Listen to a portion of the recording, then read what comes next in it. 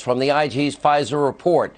It reveals even more deep state abuse of power and Russian disinformation in Steele's work. For example, footnote 350, we learned that the Crossfire Hurricane team was informed that some of the Steele's reporting was found to be, quote, part of a Russian disinformation campaign to denigrate U.S. foreign relations. Here with reaction, Fox News investigative reporter Sarah Carter, along with Fox News legal analyst, author of the bestseller about this, Greg Jarrett. Sarah, you go right to the heart of this. What did Ron Johnson and Senator Grassley say? Yeah, we did have Russian disinformation and election interference. It was on behalf of Hillary Clinton because the Russians fed it to Christopher Steele and nobody checked it.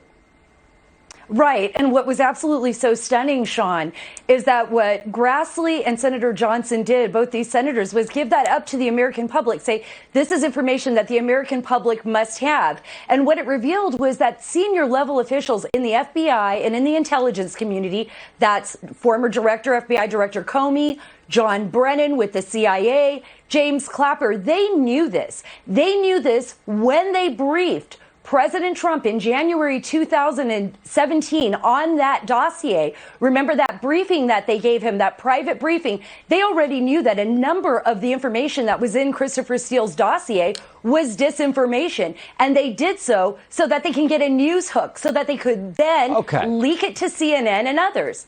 It was incredible. Greg, from the legal side, Sean Hannity premeditated fraud, and I lied on my tax return, which I'd never do. That would be dumb. I think I'd go to jail.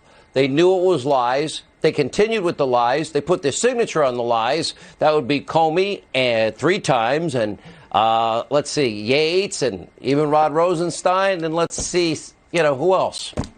McCabe.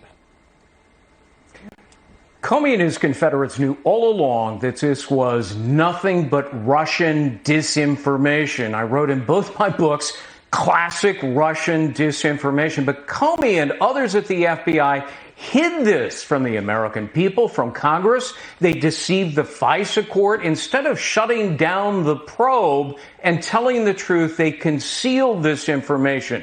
And they hid it. They escalated their investigation of President Trump and lied to the court.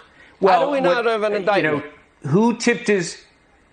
Because Bill Barr tipped his hand in an interview with Fox News just the other day. He said, this is more than mistakes and sloppiness. This was sabotage against the president.